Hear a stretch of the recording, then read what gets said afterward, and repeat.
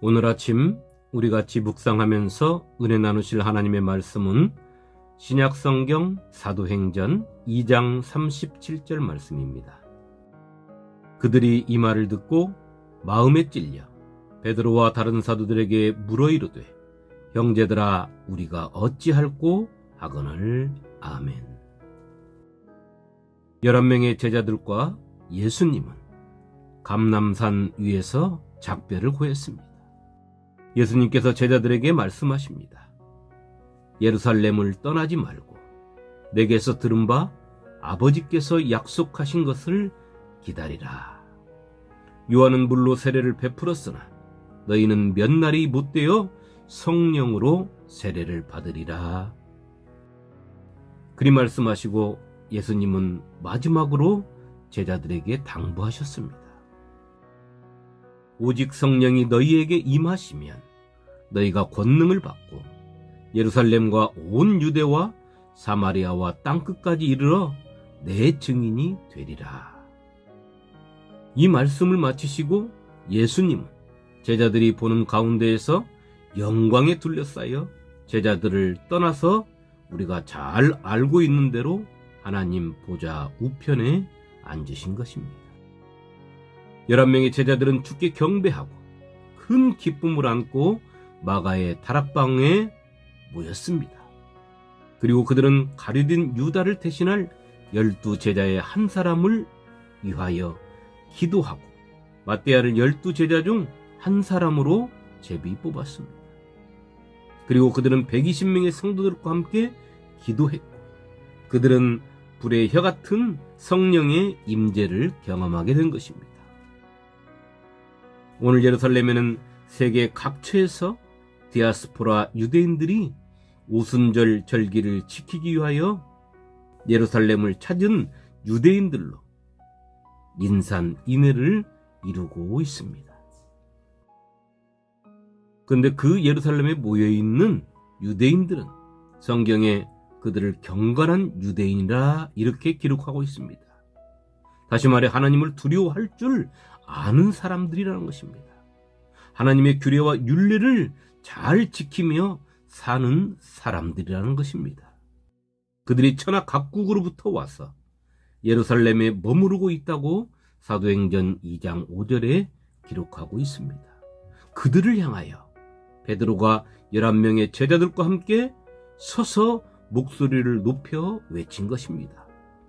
유대인들과 예루살렘에 사는 모든 사람들아 내 말을 주의 깊게 들어라 하면서 요엘 선지자가 오래전 예언했던 것이 지금 성취되었음을, 또 주의 이름을 부르는 자는 누구든지 구원을 받을 것임을, 그리고 시편 기자를 통하여 예언하신 구원자로 나사렛 예수를 보내어 하나님의 크신 권능과 기사와 표적을 베풀게 하시고 그 예수가 구원자 되심을 나타내셨는데 너희들이 법 없는 자들의 손을 빌려 죽였노라고.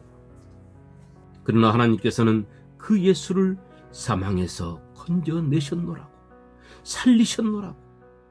우리가 이 일에 다 증인이 되었다고 그렇게 선포하고 있는 것입니다.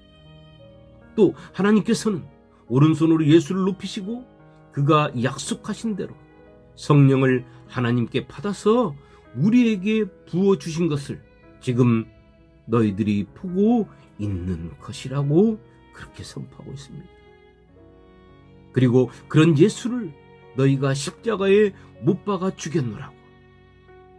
그러나 너희가 반드시 확실하게 알아야 되는 것은 하나님께서 너희가 십자가에 못 박아 죽인 그 예수를 우리의 주와 그리스도가 되게 하셨다라고 외치고 있는 것입니다. 사도 베드로를 통하여 이 말을 들은 사람들이 그 입을 열어 하는 말이 오늘 우리가 읽은 말씀입니다. 형제들아 우리가 어찌할꼬. 성도 여러분, 오늘 사도 베드로를 통하여 선포되는 하나님의 말씀에 이들의 마음이 찔렸다고 했습니다.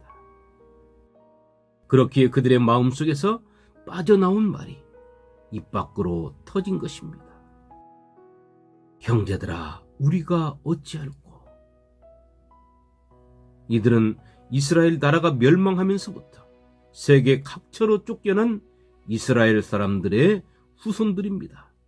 낯설고 물서른 땅, 종교가 다른 땅에서 타 민족의 지배를 받으며 그들은 그렇게 오랜 세월을 살아왔습니다. 그런 그들이 경건한 자들이며 하나님을 두려워하는 자들이고 하나님의 규례를 잘 지키고 사는 자들이라는 것입니다. 그래서 성경이 말씀하는 대로 오순절의 절기를 지키고자 세계 각국에서 예루살렘에 온 것 아니겠습니까? 그런 그들이 자신들의 신앙에 대한 자부심 역시도 대단했을 것입니다. 그러나 사도 베드로의 입을 통하여 거침없이 선포되는 하나님의 말씀 앞에 그들의 마음 깊은 곳이 찔림을 받은 것입니다.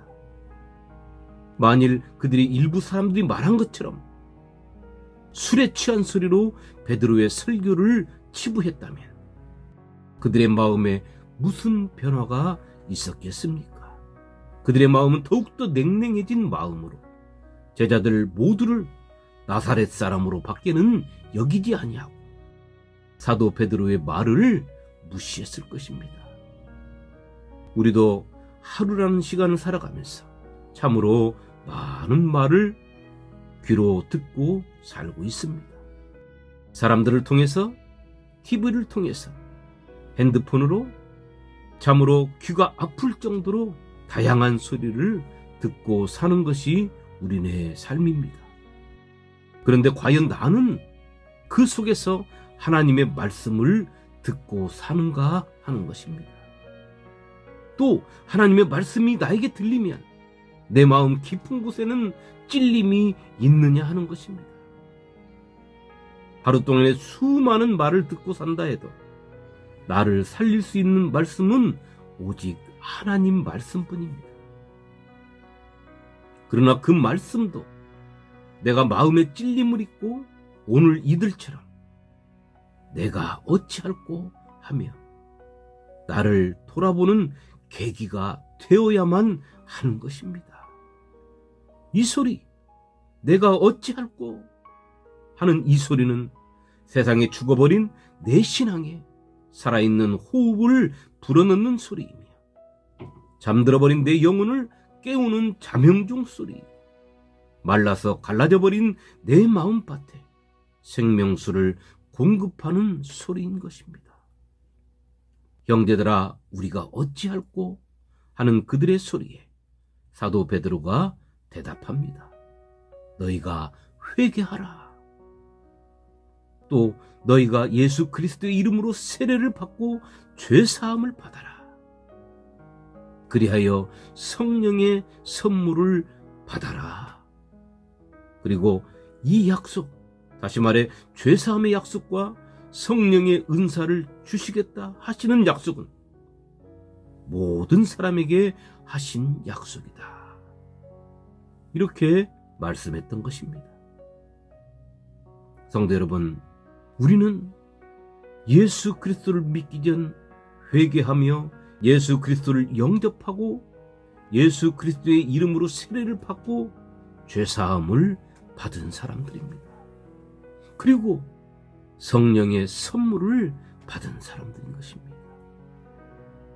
그런 우리가 내 귀에 하나님의 말씀이 들리지 않는다면, 내 귀에 하나님의 말씀이 들려도 내 마음에 찔림이 없다면 오늘 우리의 그 믿음은 예수 그리스도의 피에 다시 씻어야 되는 것입니다. 무엇인가로부터 내 믿음이 굳어져 버린 것입니다. 다시 한번 하나님 앞에 엎드려서 우리는 회개하는 시간을 가져야 되는 것입니다. 성도 여러분, 하나님의 말씀이 나에게 들릴 때 하나님과 멀어진 나를 발견하고 주님과 세상 사이에서 줄타기 하는 내 신앙을 주님 앞에 회개하면서 하나님께서 내 마음에 새겨주신 새 언약을 바라고 예수 그리스도 안에 튼튼한 믿음의 둥지를 틀고 오늘 하루를 살아가는 복된 성도가 되시기를 주님의 이름으로 축원합니다. 아멘.